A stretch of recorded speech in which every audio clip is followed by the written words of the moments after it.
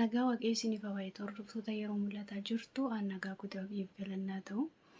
Obboleettii keenya Beetii waaqayyo bagasii oolchee viidiyoo amma jalqaba irratti argitanii mucaariyyaa koo Beetii Guutaa kan jedhamtudha jechuudha. Sagalee ishee isiniin dhageessisame.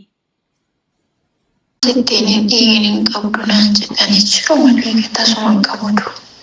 Otoo nan kufee ana siyyedee beektamti yaaduu keessatti siyyedee dhiqaara namichi sagadatee yeroo deebi'u maskiin isaanii balbaluma isaanii fuulduradha. Koolan kufee adeechuma keessatti miicee yeroo dachaasee ka'u ana hundumaa jaarsi na fuudhee mana yaalaa na geessin argee.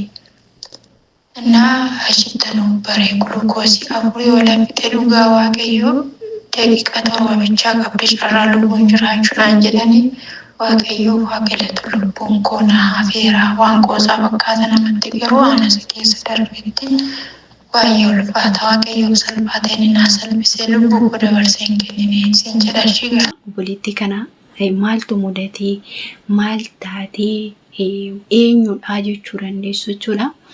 Obboleettiin kuni obboleettii keenya Beetii jedhamti. Mucaariyyaa koo kan waliin tajaajiludha. Dursa jechuudha. Haalli isheen keessa jirtu haalichi baay'ee ulfaataa ture. Jarri ishee mana lama qabu jechuudha. Yeroo ho'aa iddoo isa qorraa deemu, yeroo qorraa immoo iddoo isa ho'aa deemu jechuudha. Yeroo ammaa kana keessatti kanaan dura nan deema gizuu bakka hin deemu sanatti illee waayifaa hin qabu sagantaaf illee naan mijatu jettee na beeksitee deemte obboleettiin kun jechuudha ji'oota 3 dura jechuudha. Amma garuu balaan kun akka ishee mudatee jirullee aan quba tokko hin qabu.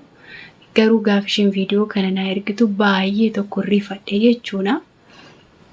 Amma maaltu ishee mudatee obboleettii kana mana iddoo madaamii sana waliin deemanii jiran sana baay'een ho'a jechuudha. Jarri ho'a barbaacha kan isaan qorra baqatanii mana jijjiirratanii jiranii garuu haa ta'u malee yeroo ammaa kana immoo cooma keessa jiru Araboonni akkuma beektanii akkuma sagalee obboleettii kanaa dhaggeeffattanii balaan ishee mudatee mana keessa jiraattu sanatti akkasuma immoo bakka deeman sana baay'ee ho'aa garuu haa ta'u malee mukayyeeffachuun wanta maashina qilleensaa yeroo ho'aa sana fayyadaman jechuudha. Garuu dhugaa dubbachuu fi madaamonni tokko tokko mukayyeeffaa hin eeyyamanii waaqayyo isaanitti araaramu malee. Amma obboleettiin kuni maatiin suni hirrafu jettee kilaasii yeroo qulqulleessu akkasuma immoo bakkeetti miica jettee yeroo kana akka hin qabsiisne hin hojjetta waan ta'eef yeroo hojjettu mukayyeeffa hin qabsiisin naan jedhanii jette. Yeroo kana gasheen mukayyeeffa hin qabdu jarris oomadhaa hirrafuu isheen garuu kaatee otoo nyaata hin hojjetatiin otoo tokko hin godhatiin ho'a sana keessa osoo hojjetaa jirtu yookaan kan qaama isheetti illee isheef qabbanaa'u maashina sana akka hin qabsiisne orkamteetti. Midhaan hin nyaattu.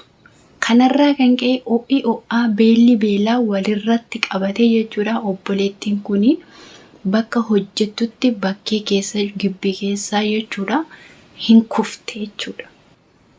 Osoo jarri akka tasaa dafanii gara mana yaalaa hin geenye ta'e obboleettiin keenya yoon iddoo dhugaa jirti. Garuu haa ta'u malee immoo guyyaa ofii malee immoo waaqayyo si lubbuu namaa hin baasu. Obboleettiin keenya har'a ho'isunitti ho'ee fi har'a bichaa mi'aan otoo nyaatiin oolteeti kufte otoo hin taane dursa dhala. Sinii galee miti gaafa nyaata otoo nyaatiin turtanii amma yeroo tokko nyaata yeroo nyaattanii akkasuma kaa'ee immoo har'a immoo jechuudha. Garaan keessa nyaata hin feene yoo ta'e yeroo itti dhiistanii turtanii nyaattan jira.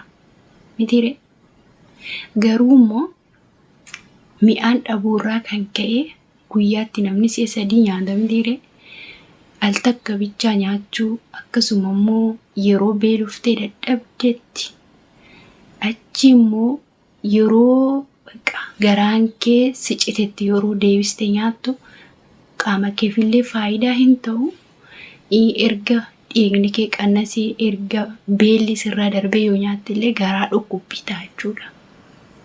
Faayidaa qaamaaf illee hin ta'u. Kanaaf obboleettiin kun dursa miidhama qabdi. Haala nyaataa irratti, haala hojii irratti, haala hirribaa irratti, haala ittiin waayifaa mataa isaallee hin qabdu. Haala ittiin baqa yeroo ammaa kana qofaa kee hojjetaa oolta taana sammuu kee boqachiifachuu yeroo dhabdutti yookaan immoo karaa miidiyaalee yeroo tokko waa ilaaluun dura mitiiree sammuu ofii bohaarsachuun dura mitiiree hiriyoota ofiitti dubbachuun dura mitiiree isa kana gaafa dhabdu immoo dhiphina sammuutti ta'uutti dhufa. Baay'ee yaaduun immoo nama miidha. Obboleettiin kun miidhama kanarraa kan ka'e dhattee gaafa beellii fi ishee rukkutu of dadhabdee jechuudha. Qaamni ishee dandamachuu dadhabe jechuudha. Kanaaf obboloonni koo amma ishee maal jette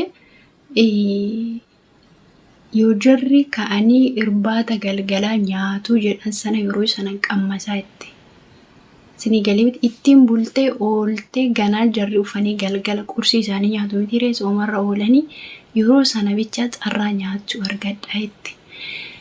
Isumayyuu dhugaa arbachuuf ijoolleen keenya amma dandeessan ganama qursii keessa nyaadha. Yeroo ammaa xiyyaarri nama baatee deemuyyuu gaazii naqatee deema mitiire. Maaliif ittiin nama sana sochoosuuf. Har'a nutis immoo otoo akka jaraa rafaa oolle ta'e dhugaa wanti nyaataa nuti dhaga'amu. Namni garuu gaafa hojjetu gaafa qaamni isaa sosocho'u jechuudha. Sirriitti humna barbaada. Sirriitti qaamni isaa faayidaa barbaada waan ta'eef nyaachuu qabna.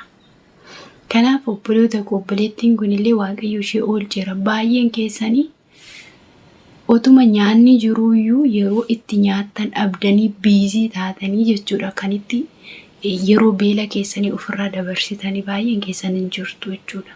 Booda nyaaddaatti. Booda immoo inni tokko si waamuu danda'a, inni tokko waa si ajajuu danda'a. Sa'aatii nyaata kee darbee ati yeroo qaamni kee nyaata barbaadutti irraa dabarsite kuni eenyuun miidha? Deemsa keessa suma miidha jechuudha. Kanaaf walumaa galatti biyya lafaa kanarra hojiin hin dhumtu dhugaan isinitti hima. Kanaaf nyaanneellee hojicha sanatti jabaachuu wayya malee hojicha sana fixeenyaa ajettee jireenya keessa boriif of miidhuun hin barbaachisu jechuudha. Kanaaf obboloonni koo of eeggannoo godhadhaadha. Ani waggaa lamaan kana jechuudha. Kufeen jira. Inni maaliifidha? Akka tasaa ta'e ganama akkuma hojii eegaleen jechuudha.